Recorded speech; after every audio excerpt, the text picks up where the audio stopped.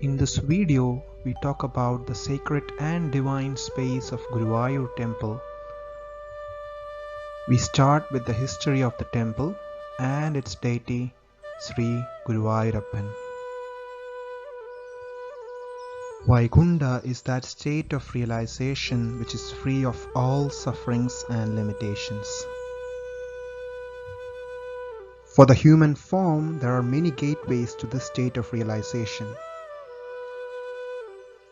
One such easily accessible gateway is the Guruvayur temple in Kerala, the abode of Lord Sri Guruvayurappan. It is considered as the Vaikunta on earth, where the Lord Sri Guruvayurappan is waiting to welcome and bless everyone to his celestial abode. The idol installed in Guruvayur temple represents the full manifestation of Lord Mahavishnu. At Guruvayur, the Lord Sri Guruvayurappan stands in divine majesty with a smile on his face. His raised right hand holds the chakra, the lower one cradles a lotus, the upper left hand displays the shankha, and the lower one rests on the gada. This divine form of Lord Mahavishnu is known as Janardana. The idol at Guruvayur temple was originally worshipped by Lord Mahavishnu himself. The Lord gave the idol to Brahma to carry out the divine task of creation. This happened in the beginning of the Padma Kalpa. In the beginning of the Varaha Kalpa, Brahma gave this idol to Prishni and Sudaba, who prayed to Lord Mahavishnu using this idol, wishing for a son. Pleased by their penance, the Lord Mahavishnu manifested in front of Sudaba and Prishni.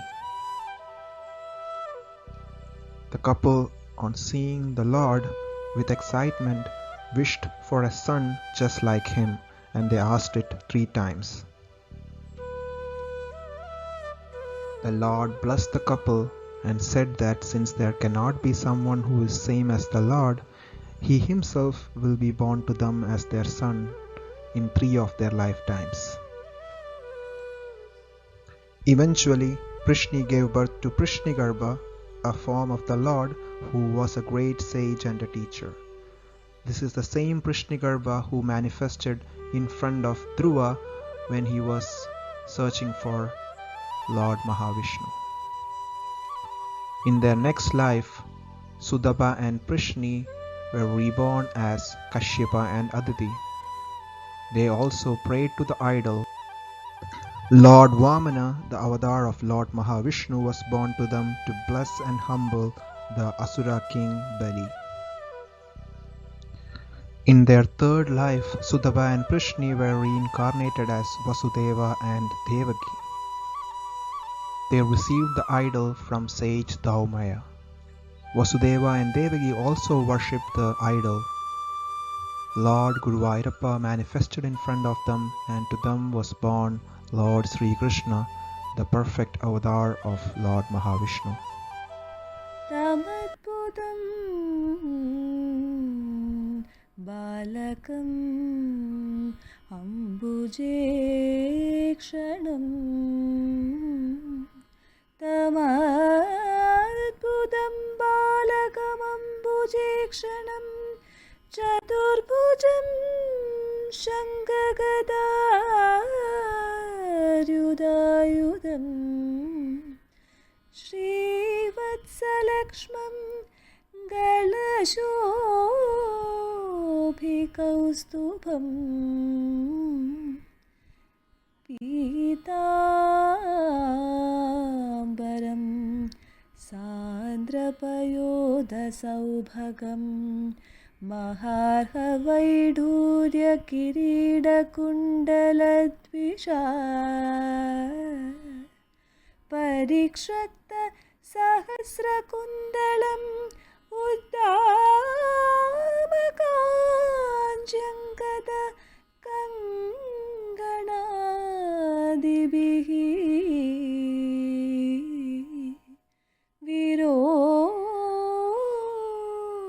Virojamanam Vasudev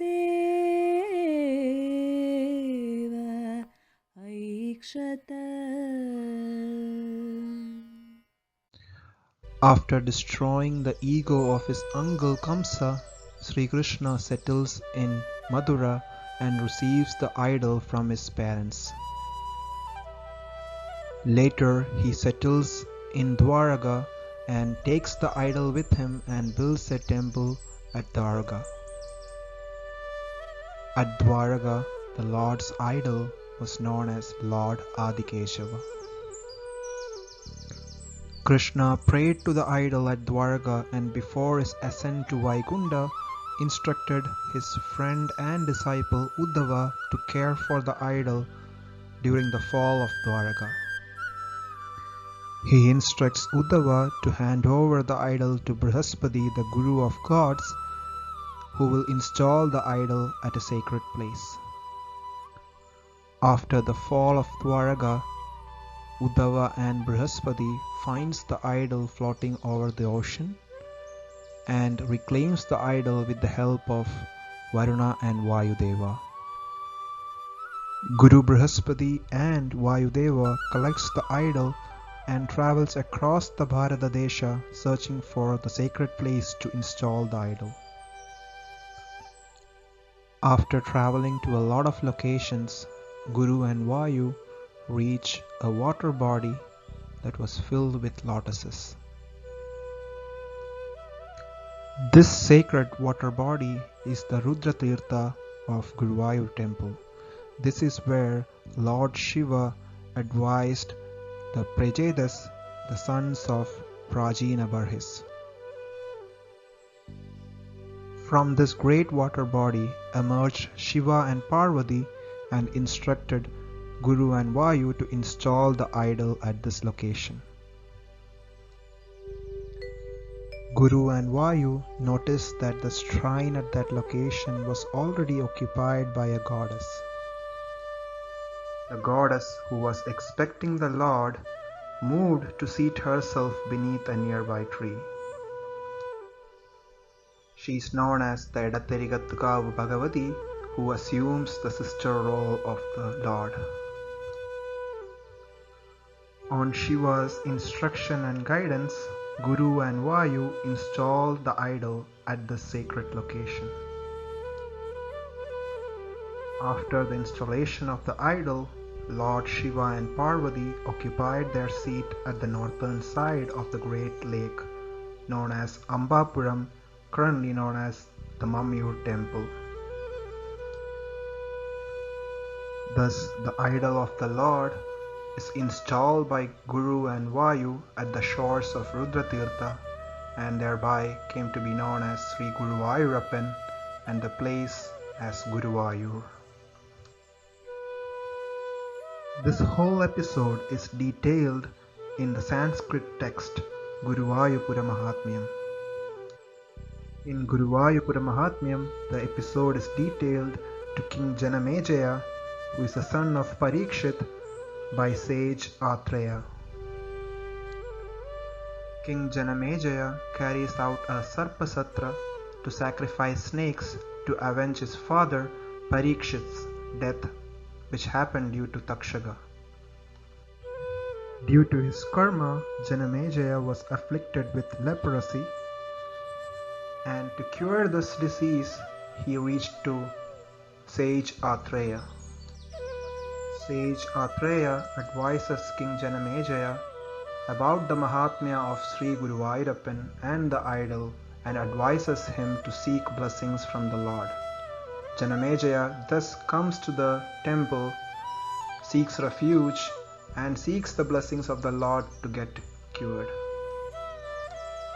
Further in time, we also hear about the story of a Pandya king who was saved by Sri Guruvayurappa from a curse which later resulted in the Pandya king building a temple for Sri Guruvayurappan at Guruvayur. Later, Sri Adi Sankaracharya came to Guruvayur and laid down the rituals of the temple. In the modern history, Guruvayurappan is known by many of his ardent devotees, the main one being Melpattur Narayana Bhattadiri. Melpattur, who was a devotee of Guruvayurappan, came to the temple to seek relief from a virulent attack of rheumatism. Bhattadiri absorbed the illness from his guru Achyuta Pisharadi. The illness was a way for Guruvayurappan to bring out Melpattur's talent and devotion and resulted in one of the greatest Sanskrit works in the world, the Narayaniyam. Narayaniyam contains 100 dashakas on the glory of the Lord by extracting the essence of Srimad Bhagavatam. This great epic was written by Bhattadiri in 100 days, with each day spent on one dashaka. Lord Guruvayurappa oversaw the work of Bhattadiri and even provided feedback as they were communicating. Due to the illness, Bhattadiri was initially unable to enter the temple. Slowly, as days passed, and with the devotion of Bhattadiri, he was able to occupy a seat inside the temple. Bhattadiri occupied a seat next to a pillar at the eastern corner of the south Vadil Madam of the Nalambalam of Guruvayur temple. In the first sloka of Narayaniyam, Bhattadiri praises the solid block of pure bliss, Lord Sri Guruvayurappan.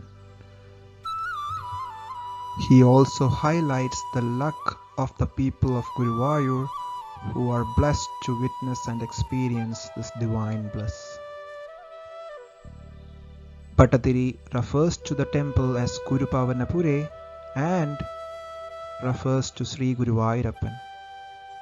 Here Guru represents the Brahman and Vayu represents the cosmic energy, the universal prana. Together they represent the life in us and the life everywhere. Sandranandavabodhatmakam anupamidam kaladeshavadipyam nirmuktam nityamuktam nigamashadasahasrena nirpasyamanam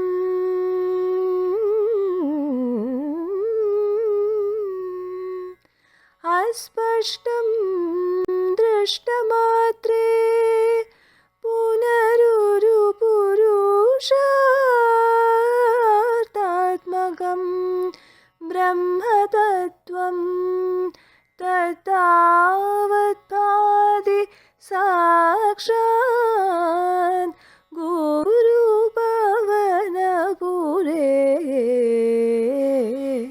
handa bhagyam janana.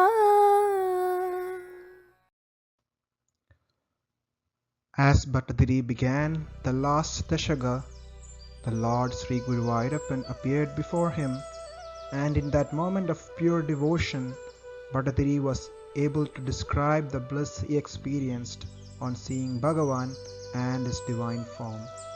Agre pashyami tejo nibidadara kalayavalilopaniyam piyusha plavitoham tadanu tadudare divyakaishoravesham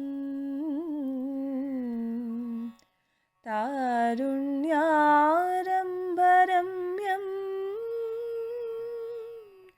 paramasukharasaswadaromanjidangairavitam naradadye रसदुपनिषत्सुन्दरी मण्डलैश्च The location inside the Nalambalam on the south Vadilmadam of Guruvayur temple, where Bhattadiri finished Narayaniyam and experienced the Lord's divine form, is one of the most sacred locations of the temple. For a true Bhakta, this location is as important as the Sri Kovil, where the Lord's idol is installed. Now let's look at some current affairs of Guruvayur temple from the year 2025. Guruvayur temple always was affected by vast crowds during holy seasons and during festivals. A recent 2025 news on the Guruvayur temple is the proposed plan to expand the Nalambalam entry door and the Nada of the temple. The goal of this expansion is to allow more devotees to enter the Nalambalam and to avoid the traffic that is created at the front of the Nalambalam. Now many scholars and devotees have raised their voice against this expansion. The temple is the body of the Bhagavan. The dimensions and size of the temple is carefully determined based on the nature and the size of the deity that is installed. These careful calculations are based on the principles of Tantra Shastra, Shilpa Shastra and Tattva Shastra. Any modifications against the principles of these Shastras impact the Chaitanya of the deity and the temple itself. Let's look at the sketch of the Guruvayur temple, Nalambalam and the entry doorway. The yellow highlight shows the pathway through which the devotees enter the Nalambalam. The current plan of expanding the Nalambalam doorway and the path could potentially impact the structures of the Vadilmadam, which includes the sacred space where Narayana Bhattadiri finished Narayaniyam and experienced the divine bliss of Sri Guruvayurappan. These potential regions are highlighted by the red boxes in the animation. The eastern corner of South Vadilmadam, the divine location within the Nalambalam where Narayana Bhattadiri finished Narayaniyam and experienced the divine form and bliss of the Lord, is highlighted in the image. For all true Guruvayurappa Bhaktas, this location is as sacred and divine as the Sri Kovil. Therefore, devotees wish to preserve and maintain this location and avoid any unnecessary alteration that impacts the Chaitanya and the sacredness of the temple and the idol. We can draw example from the Guruvayur temple fire accident and the renovations that happened after 1970. In an act of pure devotion and love for the Lord, it was decided during the renovations after the 1970 fire that the eastern side of the southern Vadilmadam has to be kept sacred and intact. And due to this reason, the southern Vadilmadam and its opposite northern Vadilmadam were retained while all the other substitutions were carried out. History shows that Guruvayur temple was always impacted by vast crowds, and during these times the temple authorities were able to use their reasoning and sound judgment to manage the crowds in an effective manner. With will, proper planning and the blessings of the Bhagavan, this can be continued in the future as well without demolishing any structures.